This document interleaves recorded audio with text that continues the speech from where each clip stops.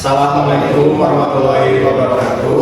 Perkenalkan, nama saya Bujang Saryana dengan NPM 001.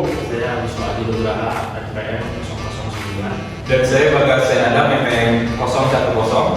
Saya Mas Rizky, NPM 019. Di sini kami akan menerangkan tentang hukum persaingan usaha dan praktek monopoli.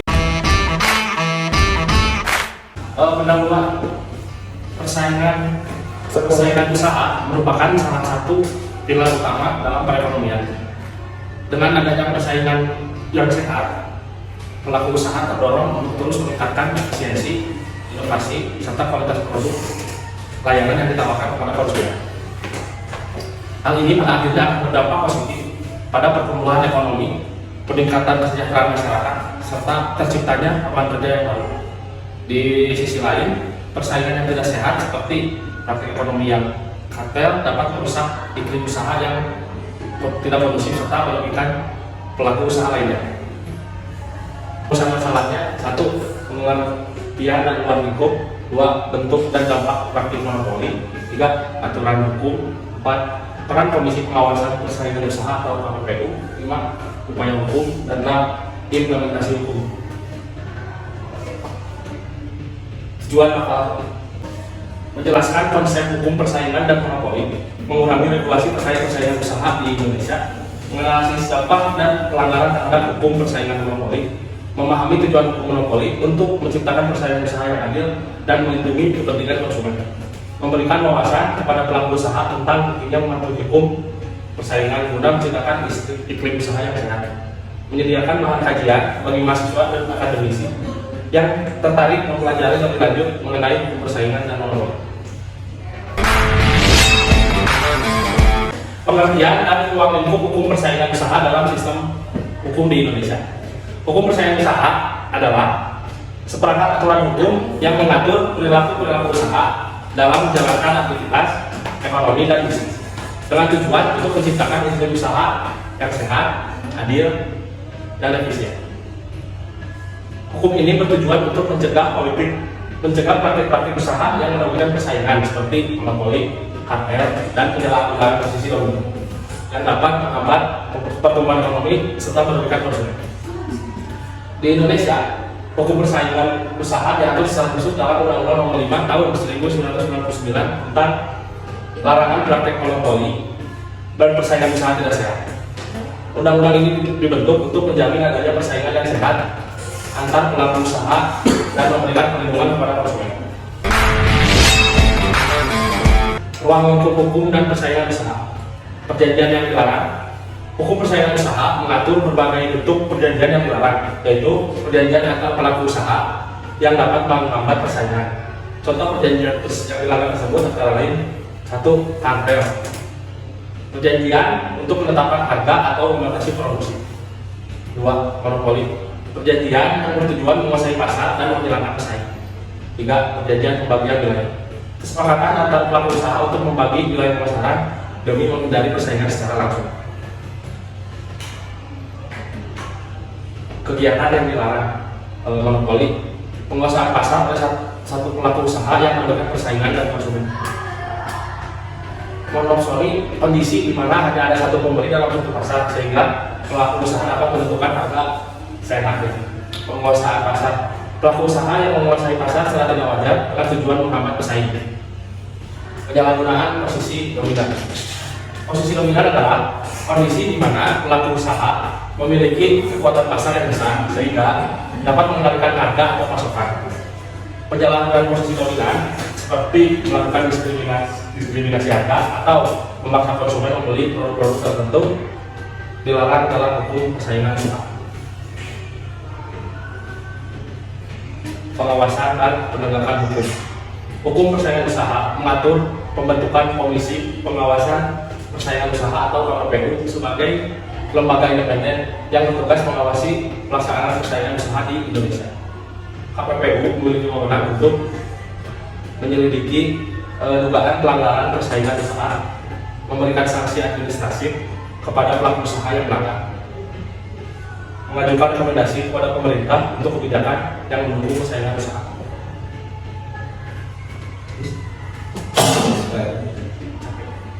sanksi dan penyelesaian sengketa. Ruang lingkup hukum persaingan usaha juga mencakup pemberian sanksi bagi pelanggar. Sanksi yang diatur dalam Undang-Undang Nomor 5 Tahun 1999 meliputi sanksi administrasi, denda, perintah untuk menghentikan kegiatan usaha tertentu, dan pencabutan izin usaha, atau sanksi pidana. Dalam hal tertentu, pelanggaran persaingan usaha yang merugikan secara luas dapat dikenakan sanksi pidana. Oke, pas selanjutnya akan dijelaskan oleh rekan saya. Bentuk praktik monopoli.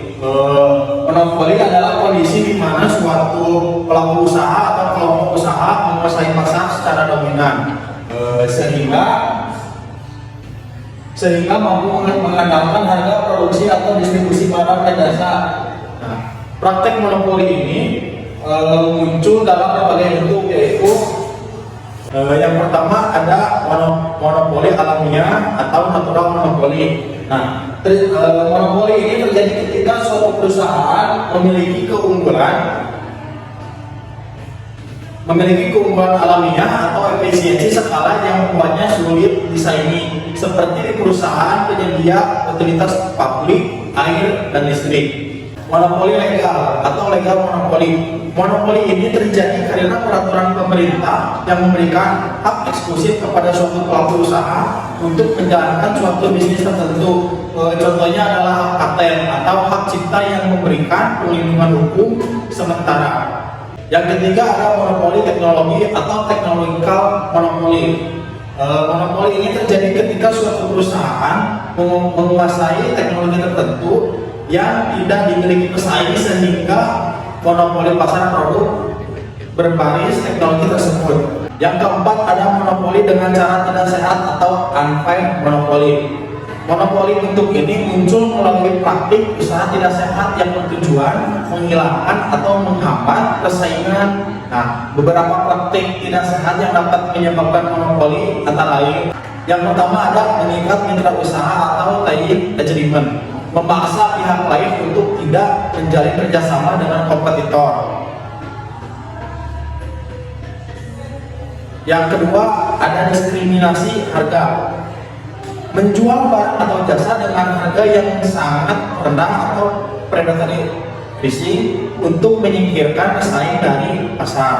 Dan yang ketiga ada penguasaan distribusi, mengendalikan seluruh jalur distribusi untuk membatasi akses pesaing ke pasar-pasar. Berikut adalah dampak praktek monopoli terhadap pesaing usaha yang sehat. Berikut ada dampak praktek monopoli terhadap persaingan usaha yang sehat. Nah, ada dampak negatif. Dampak negatif ini dibagi menjadi 5 bagian. Yang pertama ada yang namanya harga yang tidak kompetitif. Pelaku usaha monopolis cenderung menetapkan harga tinggi karena tidak ada pesaing yang bisa menawarkan produk serupa dengan harga lebih rendah. Hal ini merugikan konsumen karena mereka tidak memiliki pilihan lain. Nah, yang kedua ada yang namanya kualitas produk menurun. Kualitas produk menurun ini karena tidak ada persaingan. Pelaku monopolis tidak bisa memiliki insentif untuk meningkatkan kualitas produk atau jasa yang ditawarkan. Nah, akibatnya konsumen menerima produk berkualitas rendah dengan jasa yang tinggi. Selanjutnya ada inovasi terhambat. Dalam pasar monopoli, insentif ini melakukan inovasi berkurang karena pelaku monopolis tidak menghadapi ancaman kompetisi. Nah, ini dapat menghambat perkembangan teknologi dan kemajuan ekonomi. Selanjutnya ada menghasilkan peluang usaha baru. Monopoli ini membuat pelaku usaha baru kesulitan masuk ke pasar karena hambatan yang diciptakan oleh pelaku monopoli seperti kontrol terhadap distributor atau harga yang terlalu rendah untuk disaingi. Selanjutnya ada yang namanya terjadi ketidakadilan ekonomi. Monopoli cenderung menciptakan kesenjangan ekonomi karena kekayaan dan keuntungan hanya terkonsentrasi pada suatu atau segelintir pelaku usaha yang menguasai pasar. Setelah dampak negatif pasti timbul dampak positif. Dampak positif ini kita ambil dalam kondisi tertentu. Yang pertama ada efisiensi skala besar, monopoli efisiensi skala besar, monopoli alamiah atau legal yang dikelola dengan baik dapat menghasilkan efisiensi skala besar sehingga mampu menyediakan barang dan jasa dengan biaya produksi yang lebih rendah. Investasi dalam penelitian dan pengembangan. Investasi dalam penelitian dan pengembangan perusahaan yang memiliki posisi monopoli kuat, terutama monopoli berbasis teknologi, mungkin memiliki lebih banyak dana untuk berinvestasi dalam penelitian dan pengembangan produk baru. Selanjutnya ada yang namanya stabilitas pasar. Dalam kondisi tertentu, monopoli dapat menciptakan stabilitas dengan harga dan pasokan terutama pada sektor yang memerlukan investasi besar dan jangka panjang. Selanjutnya masuk ke aturan hukum yang mengatur persaingan usaha dan praktek monopoli di Indonesia. Nah, di Indonesia terdapat beberapa aturan hukum yang mengatur persaingan usaha dan praktik monopoli yang bertujuan untuk mensejahterakan dan menciptakan iklim bisnis yang sehat. Berikut adalah beberapa aturan hukum utama yang mengatur masalah tersebut. Yang pertama ada Undang-Undang Nomor 5 Tahun 1999 tentang larangan praktik monopoli dan persaingan usaha tidak sehat. Undang-Undang Nomor 5 Tahun 1999 merupakan undang-undang utama yang mengatur tentang persaingan usaha sehat di Indonesia. Undang-undang ini bertujuan untuk mencegah praktek monopoli, kartel, dan segala bentuk persaingan tidak sehat yang merugikan konsumen dan perekonomian Indonesia.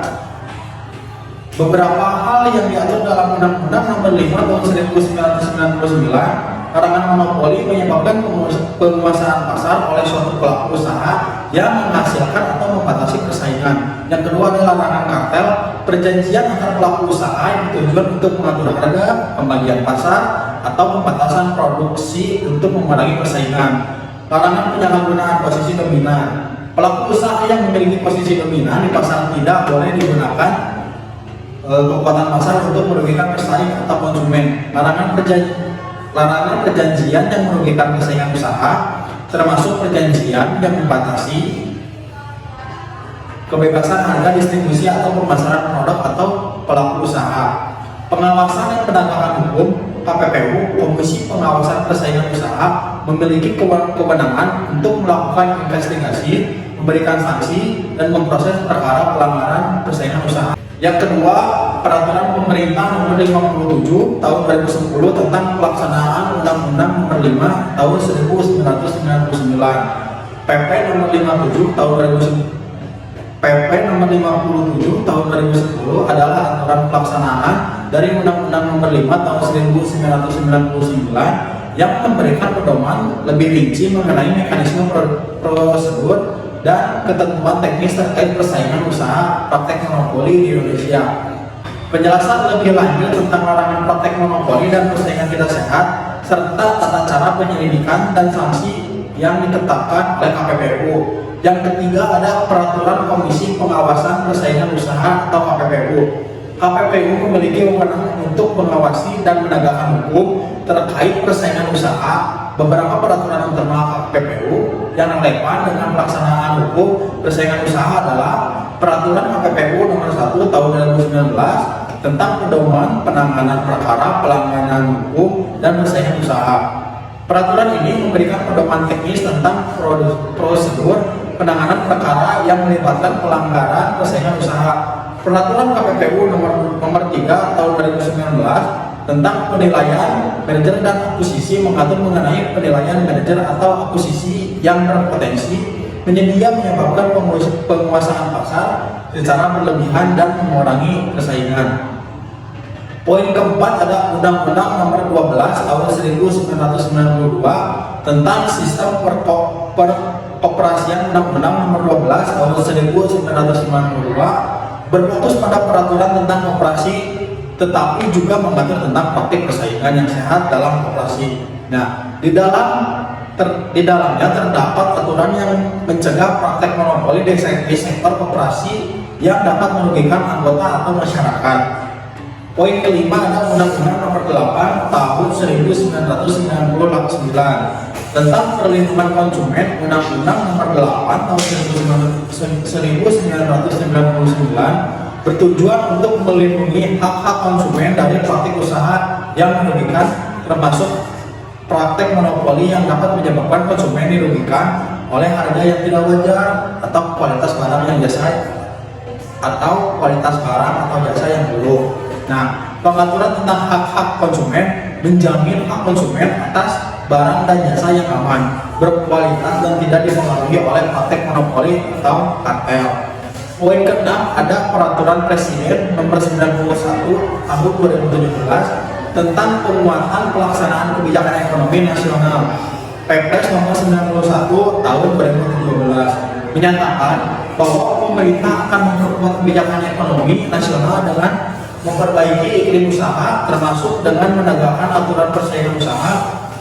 Hal ini berfokus pada peningkatan daya persaing nasional dengan memastikan adanya persaingan usaha yang sehat. Poin ke-7 ada Undang-Undang Nomor 3 Tahun 2014 tentang perindustrian. Undang-Undang Nomor 3 Tahun 2014 mengatur tentang industri di Indonesia dan mencakup supaya mendorong terciptanya iklim usaha yang sehat dengan pencegahan terhadap praktik monopoli di sektor industri tertentu. Nah, hal ini bertujuan untuk menciptakan pasar industri yang kompetitif. Poin terakhir yang ke-8 yaitu Undang-Undang Nomor 22 Tahun 2001 tentang minyak dan gas bumi. Undang-Undang Nomor 22 Tahun 2001 mengatur sektor energi, termasuk perlindungan terhadap persaingan usaha sehat di sektor minyak dan gas bumi. Hal ini mencakup pengawasan terhadap penguasaan pasar oleh suatu pelaku usaha yang dapat menimbulkan praktek monopoli. Sekian penjelasan dari saya, selanjutnya akan dijelaskan oleh rekan saya. Baik, setelah tadi penjelasan dari Kang Wisnu dan Kang Ojek, selanjutnya saya Bapak Sada MPM nomor 10 akan menjelaskan anggota dari hukum persaingan usaha dan praktek monopoli. Di sini ada poin peran Komisi Pengawas Persaingan Usaha atau KPPU dalam menegakkan hukum persaingan usaha. Bukan KPU ya, bukan KPU penyelenggara umum, tapi KPPU Komisi Pengawas Persaingan Usaha. Itu ada peran KPPU, yaitu adalah lembaga independen yang bertugas untuk mengawasi dan menegakkan hukum mengenai persaingan usaha di Indonesia. Jadi KPPU itu yang tadi disebutkan perannya itu sebagai pengawas dan juga sebagai penegak hukum mengenai persaingan usaha di Indonesia agar persaingan di Indonesia dan monopolinya bisa berjalan dengan sehat dan sesuai dengan aturan main yang ada di negara kita. Oke, next. Peran Komisi Pengawas Persaingan Usaha atau KPPU dalam menegakkan hukum persaingan usaha yaitu meliputi pertama, melakukan penyelidikan dan pengawasan terhadap praktek monopoli dan persaingan usaha tidak sehat. Melakukan penyelidikan ini sama aja kayak BPK atau KPK ya, sama aja kayak BPK atau KPK, tapi kalau BPK KPK itu ke para pejabat negara.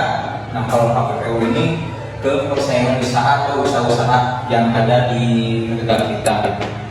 Dan keduanya adalah memberikan sanksi administratif kepada pelaku usaha yang terbukti melanggar hukum persaingan usaha. Nah, selain itu mereka juga memiliki peran dan memiliki wewenang untuk mensanksi secara administratif ya, bukan secara hukum, untuk pelaku usaha yang melanggar. Dan yang ketiga adalah menyediakan informasi, konsultasi dan rekomendasi kepada pemerintah terkait kebijakan ekonomi dan persaingan usaha.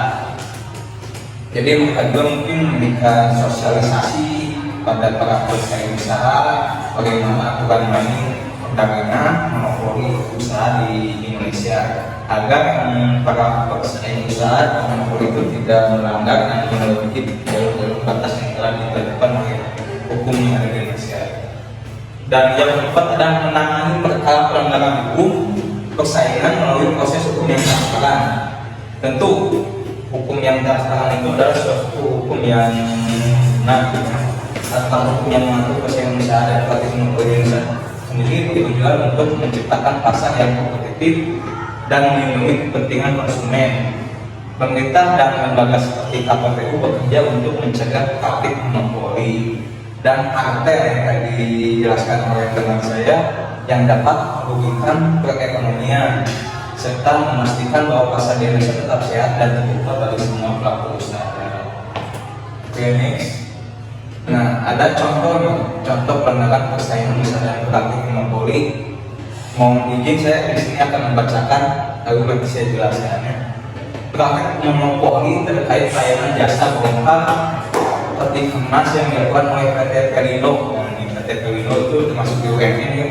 Pemimpinnya Pak Erick Thohir, itu ketua PSSI juga. PT Pelindo SDO adalah BUMN dengan mempunyai pergerakannya di sektor jasa keuangan. Dengan Undang-Undang Nomor 17 Tahun 2008 mengenai pelayanan pemerintahan Indonesia memberi keyakinan pada PT Pelindo 3 SDO agar menguasai bidang pelabuhan. Jadi PT Pelindo ini sebagai BUMN yang memiliki wewenang untuk bagian pelayanan dan jasa pelabuhan gitu ya, yang ada di Indonesia. BUMN ini sendiri bisa melaksanakan aktivitas monopoli apabila terdapat pengambilan yang dilaksanakan negaranya.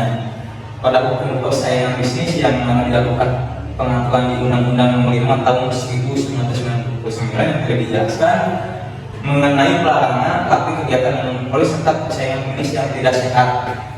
Kegiatan monopoli ini pun adalah aktivitas yang tidak diperbolehkan tentunya, namun pada Undang-Undang Nomor 5 Tahun 1999 pun melaksanakan akumulasi mengecualikan aktivitas monopoli yang bisa dijalankan bagi BUMN yang berkaitan terhadap kebutuhan kehidupan rakyatnya serta berbagai cabang produksinya yang mungkin tingkat penting untuk negara kita seperti ada di Papua ya, PT Pelindo itu ada di Maluku, Sulawesi, dan juga di Pulau Jawa juga ada.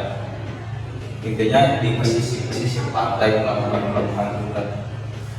Nah, lalu saat 7 Juli 2017 PT Pelindo 3 SDO dengan resmi melaksanakan pengubahan pola layanan jasa bongkar muatnya terminal peti kemas melalui pelaksanaan sistem kewajiban staf 100%, di mana serta sudah memenuhi perintah untuk seluruh anak usahanya maupun cabangnya agar menerapkan sistemnya itu pada aktivitas pembongkaran muat peti kemas dan pelabuhan.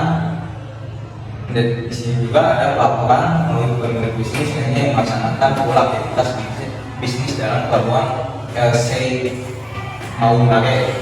Kalau nggak salah ini ada di Papua ya. Kalau saya nggak salah bisa dicek sendiri juga. Atas pelaporan itu kasus ini lalu melakukan tindak lanjut serta sudah dilaksanakan pendaftaran nomor perkara 15 garis miring KPPU Strikel garis 2018. Ini sudah dilaporkan kasusnya teman-teman mengenai terdapatnya dugaan melanggar pasal 12 ayat 1 serta ayat 2 B, pasal 19 huruf D serta B Undang-Undang 5 tahun 1999 mengenai pelarangan praktek kegiatan monopoli serta persaingan bisnis yang tidak sehat. Majelis Komisi mengawasi persaingan bisnis dalam menghadapi perkara ini menentukan yakni PT Pelindo 3 SDO dibuktikan pengesahannya serta meyakinkan melakukan pelanggaran. Ternyata setelah melalui proses hukum penyidikan lainnya ternyata PT Pelindo benar-benar melanggar hukum Undang-Undang tahun 1999 yaitu melakukan pelanggaran pasal 12 ayat 1 serta 2 huruf B serta dilakukan kewajiban yang membayar dananya sejumlah 4,2 miliar itu disetorkan kepada kas negara. Ini contoh hukum yang benar-benar berjalan gitu ya, karena yang melanggarnya langsung harus menyampaikan ke kas negara sejumlah 4,2 M. Berbeda dengan kasus yang Sumatera yang korupsi oleh 13 triliun, tapi menurut berita impor tidak mengembalikan uangnya ke kas negara, mungkin jadi orang kaya seterusnya. Lanjut kerjasama antara PT Angkasa Pura dan PT SFJ Indonesia. Nah, PT Angkasa itu perumusan tentang ini ya, pesawat begitu penerbangan. BUMN tidak diperkenankan menciptakan kerjasamanya bersama pihak lainnya yang langsung dan tidak adanya proses lelang, yang mana juga akan pada putusan perkara nomor 13 dari KPPU 1 dari 2014 mengenai layanan ground handling bandara Ngurah Rai yang dibagi yang kasus 2014. Pada pemutusannya itu memutuskan yakni PT Angkasa Pura I PSO itu yang terlapor 1 serta PT XCUZ Indonesia melakukan terlapor 2 sudah didapati melanggar ketentuan pasal nomor 17 Undang-Undang 5 tahun 1999 mengenai monopoli, tuduhannya monopoli pada PT Angkasa Pura I PSO. Itu adalah badan usaha bandar udara yang sudah melakukan pengelolaan bandar udara 1 di Gusti Ngurah Rai berdasarkan atas memberi hak eksklusif pada PT XCUZ Indonesia dalam melakukan operasional serta pelayanan khas dalam General Aviation Terminal. Pada bandar udara di Gusti Ngurah Rai ini dibagi dalam pesawat berisi aktivitas ground handling. Anggotanya majelis komisi sudah memutus yaitu kedua kelompok itu dibuktikan dengan sah serta diyakinkan pelanggaran pasal 17 Undang-Undang Nomor 5 Tahun 1999. KPPU memberi perintah kepada PT XCUZ Indonesia dalam wilayah ditanya sejumlah 2 miliar, sedangkan PT Angkasa Pura I PSO perlu menghentikan haknya eksklusivitasnya terminal bagi pesawat General Aviation atau penumpang. Di samping itu diberi perintah juga melakukan pembukuan uang untuk pemilik bisnis lainnya yang sudah mempunyai ijazahnya. Perkenaan terhadap barang-barang elektronik yang melakukan lembaga agar berupaya menyediakan pelayanan jasa grounding serta jasanya lain dalam jasanya lain dalam investigasi Aviation. Terminal Bandar Udara Internasional Igusti Ngurah Rai di Bali ini jika peluang ada memiliki bisnis lainnya itu tidak bisa terpenuhi, berarti PT Angkasa Pura I PSO perlu melakukan pembayaran dendanya sebesar 5 miliar rupiah. Nah itu teman-teman, jadi KPPU itu bertugas untuk menyidik dan menegakkan hukum bagi BUMN ataupun para pengusaha gitu ya, agar mereka tetap di jalannya dan tentunya tidak ada terjadinya monopoli di Indonesia, karena kita tahu tadi dampak negatif dari monopoli itu tentu sangat merugikan negara dan lain-lainnya. Oke, baik, untuk materi dan pembahasan selanjutnya akan dilanjutkan oleh Kang Fasa. Silakan Kang Fasa. Oke teman-teman, perkenalkan saya Fasa akan melanjutkan tentang hukum persaingan dagang dan praktek monopoli. Nah, jadi di sini oke boleh next dulu. Nah, jadi untuk selanjutnya kita akan bahas tentang implementasi hukum persaingan usaha dalam menghadapi tantangan global dan perkembangan ekonomi digital. Nah, jadi di sini transformasi dari digital telah membawa perubahan besar dalam dunia bisnis, termasuk dalam hal persaingan usaha. Perubahan ini begitu cepat sehingga aturan lain yang lama seringkali tidak relevan. Nah, dari sini bisa menimbulkan 3 poin. Yang pertama ada persaingan yang semakin kompleks. Kedua, ada perlunya adaptasi hukum. Yang ketiga, tantangan bagi pembuat kebijakan. Maksudnya dari persaingan yang semakin kompleks, jadi digitalisasi telah mengubah cara sebuah perusahaan untuk bersaing. Inovasi menjadi kunci utama dan data menjadi aset yang nah, jadi kalau misalkan usaha itu monotonnya di zaman era digitalisasi itu tidak akan maju karena akan kalah dengan hal-hal baru atau hal-hal yang baru, sehingga inovasi di sini menjadi kunci untuk suatu keberhasilan. Selanjutnya perlunya adaptasi hukum. Nah, selain dari inovasi dari berbagai macam usaha, di situ juga harus dibarengi dengan adanya undang-undangan atau persaingan yang disesuaikan dengan perkembangan teknologi. Nah, jadi kita tidak bisa memakai aturan yang sudah ada, tetapi peraturan itu pun harus jadi diperbaharui mengikuti dengan perkembangan zaman. Untuk selanjutnya itu ada tantangan bagi pembuat kebijakan. Nah, di sini juga pemerintah atau selaku pembuat kebijakan harus juga melihat tentang bagaimana sih aturan-aturan main dan juga mengecek lapangan untuk teknologi zaman sekarang itu bagaimana. Jadi pemerintahan pun bisa membuat aturan-aturan itu sesuai dengan yang terjadi mengikuti perkembangan zaman. Oke, untuk selanjutnya back jauhan. Nah, di sini juga dari hasil transformasi tadi timbullah dampak dari transformasi digital. Yang pertama, munculnya model bisnis baru, adanya pentingnya data, yang ketiga ekosistem digital. Jadi maksudnya dari munculnya model bisnis baru, jadi digitalisasi ini memungkinkan munculnya model bisnis yang inovatif yang dapat mengganggu pasar yang sudah ada. Ya, contohnya sebelum maraknya dengan online shop kan di sini banyak ya pertokoan yang dagang di pasar. Nah, itu kan dengan adanya online shop ini mereka terganggu karena banyaknya peminat atau pembeli yang dengan mudah hanya membeli dengan handphone saja. Nah, ini kan mengganggu pertokoan yang sudah ada. Jadi di mana kita juga harus bisa menyesuaikan dengan perkembangan zaman. Untuk selanjutnya pentingnya data. Nah, di sini data menjadi aset yang berharga bagi perusahaan. Nah, perusahaan yang mampu mengelola data dengan baik maka akan memiliki keunggulan kompetitif.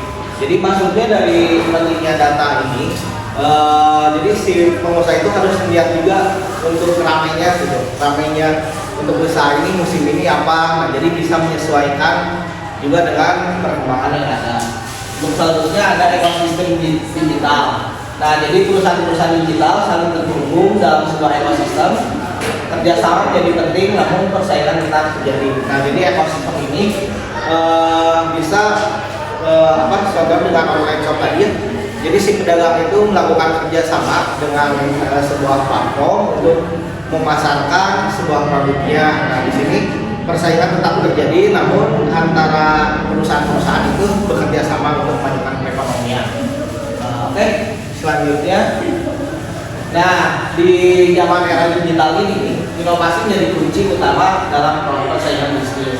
Nah, perusahaan yang selalu berinovasi akan lebih mudah melayani konsumen dan menguasai pasar. Nah, di sini juga ada dari dampak ini kan ada persaingan sengit ya. Nah, di mana persaingan itu perusahaan saling berlomba menciptakan produk dan layanan baru dan unik. Nah, jadi sebuah perusahaan itu tidak bisa selalu monoton dengan produk yang ada, tetapi harus menyesuaikan juga dengan kondisi pasar atau kondisi zaman sekarang. Nah, selanjutnya ada dominasi inovator. Nah, jadi perusahaan yang terus berinovasi cenderung memiliki potensi pasar yang kuat dan menguasai sebagian besar pasar. Nah, untuk selanjutnya ada tekanan untuk terus berinovasi. Nah, jadi di sini jelas ya, perusahaan yang tidak berinovasi pasti akan selalu ketinggalan dibandingkan dengan perusahaan yang mampu berinovasi menyesuaikan dengan selera pasar saat ini. Oke, selanjutnya. Nah, mengapa sih inovasi itu penting? Nah, jadi di sini untuk pertama konsumen menginginkan yang baru. Nah, jadi kan konsumen pun kalau dikasih modelnya itu kan akan bosan ya, timbul bosan. Nah, makanya di sini si pengusaha itu harus berinovasi untuk menarik konsumen. Jadi bikin konsumen penasaran Pak ya. Jadi produk kita apa sih, bagaimana seperti itu. Untuk selanjutnya teknologi berkembang pesat. Nah, jadi teknologi, jadi makin zaman makin sini teknologi itu makin berkembang dan pesat ya. Jadi kita pun harus bisa mengikuti perkembangan zaman dan menggunakan teknologi itu secara bijak dan bisa menguntungkan bagi kita, khususnya untuk pengusaha. Nah, jadi dalam dunia bisnis yang semakin digital ini, perusahaan yang tidak berinovasi akan kesulitan bertahan. inovasi adalah kunci untuk memenangkan persaingan dan meraih kesuksesan. Oke, selanjutnya. Nah, di dalam dunia digital, perusahaan tidak hanya bersaing untuk menjual produk, tetapi juga merebut perhatian konsumen. Nah, di sini yang pertama pentingnya multi platform. Nah, jadi perusahaan yang memiliki banyak platform seperti aplikasi, website, media sosial memiliki keunggulan dalam menarik perhatian konsumen. Jadi mereka dapat menghubungkan berbagai platform ini untuk menciptakan sinergi dan menjangkau audiens yang lebih luas. Nah, yang sesuai dengan yang kita rasakan kan saat ini banyak sekali platform-platform online. Jadi seperti Shopee dan segala macamnya itu kan bisa pemasaran itu bisa sampai luar negeri maupun barang dari luar negeri bisa kita akses dengan mudah di dalam negeri. Nah, mungkin ini salah satunya pentingnya multi platform. Untuk selanjutnya, data sebagai aset strategi. Jadi data pribadi konsumen sangat berharga bagi perusahaan digital. Nah, karena untuk menganalisis data ini, perusahaan dapat memahami perilaku konsumen. Jadi konsumen itu kebutuhan itu saat ini apa sih, banyak yang membutuhkannya seperti apa, konsumen banyak kayak gimana gitu. Jadi bisa dilihat dari data aset sebagai strategi. Untuk selanjutnya ada ekosistem digital yang saling terhubung. Jadi di mana perusahaan-perusahaan ini saling beroperasi secara isolasi, melainkan saling terhubung dalam sebuah ekosistem. Nah, jadi munculnya kerjasama antar perusahaan yang sering terjadi, namun persaingan tetap ada. Nah, jadi di sini juga kita bisa berkolaborasi lah dengan satu perusahaan dan perusahaan lain, tetapi untuk sistem persaingan itu masih tetap berjalan dengan baik. Selanjutnya ada persaingan yang dinamis. Nah, jadi persaingan di dunia digital sangat cepat dan terus berubah. Nah, perusahaan yang dulunya dominan bisa menjadi kehilangan posisi jika terus berinovasi. Nah, jadi untuk inovasi itu juga ya, kita harus bisa melihat dari pasarnya namanya kayak gimana. Jadi jangan asal juga berinovasi gitu. Jadi harus melihat juga ritmenya. Ini barang suatu produksi barang ini bisa sampai kapan nih jangkanya. Nah, ketika sudah jam penurunnya menurun, baru kita boleh berinovasi lagi untuk namanya memajukan lagi perusahaan tersebut atau menjual barang yang baru. Oke. Nah, jadi teman-teman, untuk kesimpulan dari hukum persaingan usaha dan praktek monopoli itu, yang pertama adalah larangan praktek monopoli dan persaingan usaha tidak sehat, sebagaimana dapat di dalam Undang-Undang Nomor 5 Tahun 1999. Adanya praktek-praktek bisnis yang harus dihindari karena dampak yang ditimbulkannya cukup berat, seperti tidak efisien, distribusi pasar, dan yang akhirnya menimbulkan kemudaratan tidak saja bagi konsumen tetapi juga bagi produsen, terutama kelas menengah dan kecil. Nah, jadi di sini juga untuk nilai-nilai keadilan dan kemaslahatan pun dalam kehidupan manusia menyebabkan aktivitas bisnis yang dimaksudkan untuk mewujudkan kesejahteraan akan tidak terwujud sama sekali. Nah, mungkin itu teman-teman ya kesimpulan dari hukum persaingan usaha dan praktek monopoli. Mungkin materi itu yang dapat kami sampaikan. Mungkin selanjutnya kita akan masuk ke dalam sesi tanya jawab. Jadi teman-teman kalau belum ada yang mengerti, boleh ditanyakan pada kami. Sekian, terima kasih.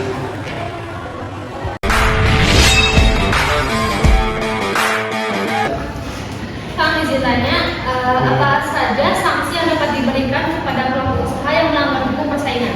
Terima kasih ya. Izin menjawab pertanyaan dari Zaskia. Sanksi yang dapat diberikan itu meliputi 1. Denda administratif, denda berupa uang dalam bentuk jumlah tertentu. 2. Pembatalan perjanjian jika ada kesepakatan yang melanggar hukum persaingan. 3. Larangan untuk melakukan aktivasi usaha tertentu, misalnya pelanggaran merger yang dinilai mengurangi persaingan. 4. Rekomendasi pencabutan izin usaha, dalam kasus ini termasuk pelanggaran yang sangat berat. Izin bertanya, apa dampak negatif dari praktek monopoli? Terima kasih. Di sini saya akan menjawab pertanyaan dari Deborah. Dampak negatif dari praktek monopoli yaitu yang pertama ada harga yang tidak wajar, yaitu konsumen terpaksa membeli dengan harga tinggi karena tidak ada pilihan lain kan. Jadi kayak memaksakan membeli barang tersebut karena tidak ada pilihan lain. Yang kedua ada inovasi terhambat, yaitu pelaku usaha tidak terdorong untuk berinovasi karena minimnya pesaing. Jadi mungkin mikirnya kayak nggak ada pesaing ini, jadi makanya tidak mengembangkan produknya, jadi karena minimnya pesaing. Selanjutnya ada kesejahteraan konsumen berkurang, yaitu konsumen tidak mendapat kualitas dan harga terbaik karena persaingan yang tidak sehat. Yang banyak terjadi sih di pasar-pasar seperti itulah. Yang terakhir ada masuknya pemain baru terhambat, yaitu pelaku usaha baru kesulitan bersaing dengan pelaku monopoli. Ada tambahan kalau sudah cukup? Kasih. Kalau bertanya, apa saja hukum atau regulasi yang mengatur persaingan usaha di Indonesia? Oke, saya akan menjawab pertanyaan dari Resna ya. Tadi untuk pertanyaannya, apa saja hukum atau regulasi yang mengatur persaingan usaha di Indonesia?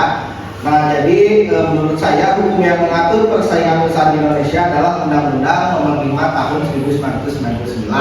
Nah, yang isinya tentang larangan praktek monopoli dan persaingan usaha tidak sehat. Nah, selain itu juga terdapat KPPU yang bertugas mengawasi pelaksanaan undang-undang tersebut. Nah, mungkin jadi sudah ada ya di Undang-Undang Nomor 5 Tahun 1999 untuk peraturannya seperti itu. Terima kasih dulu. Ya, terima kasih. Kak, izin tanya, apa peran KPPU dalam mengawasi persaingan usaha di Indonesia? Oke, boleh. Terima kasih. Oke, baik. Nata, apa sih peran KPPU dalam mengawasi persaingan usaha Indonesia? Tadi sini udah dijelasin, cuman saya jawab lagi aja. Yaitu pertama adalah menyusun pedoman kebijakan persaingan usaha. Jadi kayak mereka tuh membuat kebijakan-kebijakan untuk para pelaku persaingan usaha. Terus yang kedua adalah memiliki dugaan pelanggaran praktik monopoli dan persaingan tidak sehat. Jadi mereka juga sebagai komisi pengawasan hukum ya. Lalu yang ketiga adalah memberikan sanksi kepada pelaku usaha yang terbukti melanggar di Undang-Undang Nomor 5 Tahun 1999. Dan terakhir adalah memberikan rekomendasi kepada pemerintah terkait kebijakan persaingan usaha kayak tadi kasus Pelindo 3 itu. Gimana sih? Cukup ya. Sekian presentasi dari kelompok kami. Mohon maaf bila ada salah-salah kata. Wabillahi taufiq wal hidayah. Wassalamualaikum.